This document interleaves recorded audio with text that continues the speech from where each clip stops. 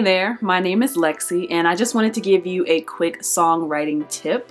Something that I learned a couple of years ago. A lot of people always ask me, Lexi, how do you sing so well? And part of the reason why I sing so well is because I have what is called good breath control. Now, breath control is just being able to manipulate air and how it flows through your body, how quickly it releases through your body. So one exercise that I like to do to control or to improve my breath control is called a flat tire, or at least I call it a flat tire. And basically what you do is you take in as much air as you possibly can, and then you slowly let the air out. So you could use a straw, or you can just try to do like the air coming through your tongue and your teeth. You can use that way and actually make a flat tire sound. But the idea is to restrict the air passageway or the amount of space that the air has to travel through, so that you're forced to ration out your air and release it slowly. And that'll help you to improve your breath control, but also it will help you to feel how quickly you may be releasing air or how slowly you're releasing air, and then where that air is being sourced from. So an example of the flat tire exercise would be taking a big deep breath and then slowly let it out, making a sound like a flat tire. So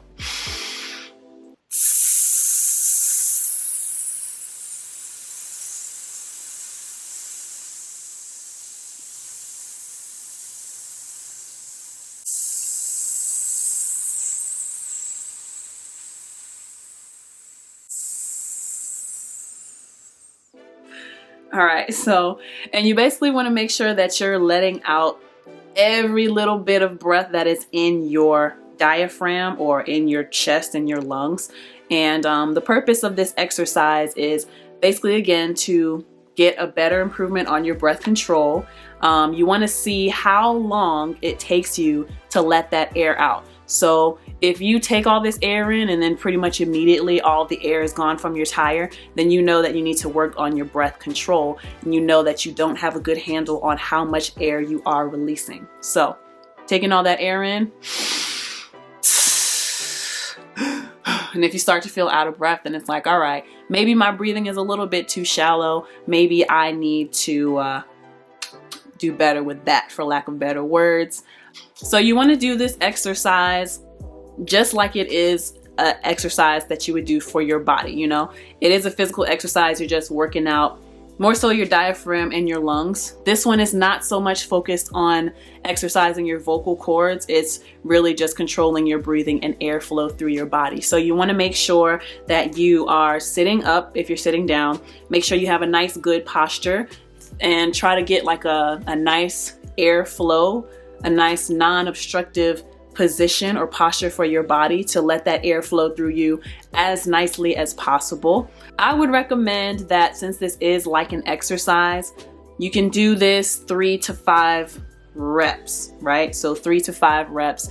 Each time, maybe get out your phone or look at a clock, or you can record yourself on your phone and pay attention to the timer on there. Try to see if you can go a little bit longer than the time before. So if it took you 10 seconds to release all the air and be completely out of breath the first time, the next time try to go to 12 seconds, or try to go to 15, try to go to 20, try to go 25, and so on and so forth. And really just challenge yourself to see how much longer you can go, how much slower you can release your air.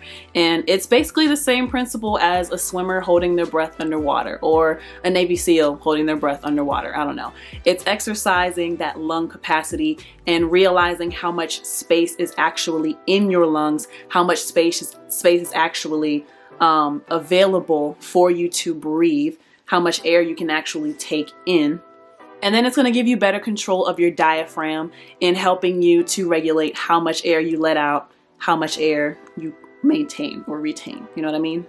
This exercise is especially beneficial, well, really for anybody, because you will learn where to place your breaths. If you are a motivational speaker, or just having conversations, you don't want to sound like you're out of breath when you're talking to people on the street. But especially if you're a motivational speaker, you don't want to sound like you're out of breath on stage, like you can't get your message across clearly.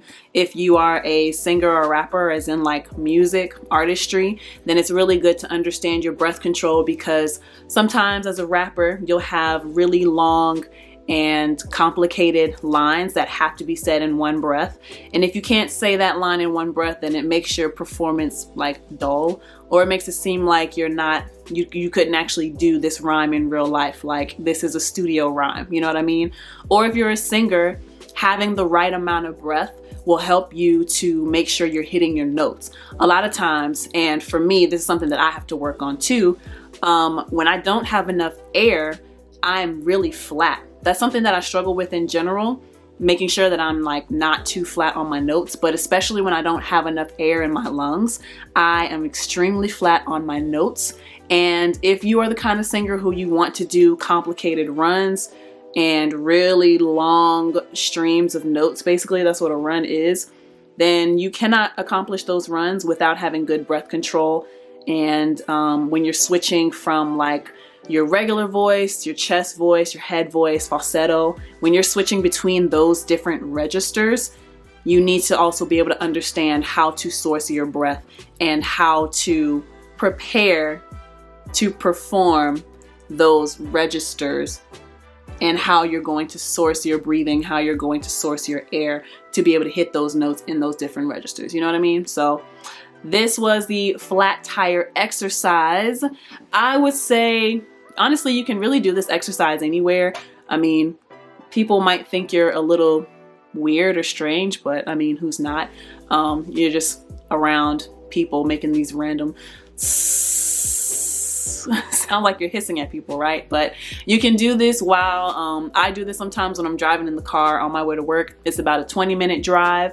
I may do it like 5 to 10 times just riding in traffic. If you're on a walk, that's a really good time to do it as well, because you're not sitting still. So it's a little more relatable to if you were on stage performing, doing choreography, moving around the stage. If you're walking and doing the flat air test, it's a good preparation for being on stage and performing a song, because realistically speaking, and depending on the song honestly, but realistically speaking, you don't want to be a boring performer on stage and not moving around. So this will help for that as well. But thank you so much for watching. I hope you enjoyed this quick little tip of mine. Let me know what other kind of tips you would want to hear about, and other singing techniques you want to learn about, and I will get that video for you. But my name is LexC. Make sure you like, subscribe, comment, and share this video with your friends, family, whoever. And I'll see you on my next video. Peace.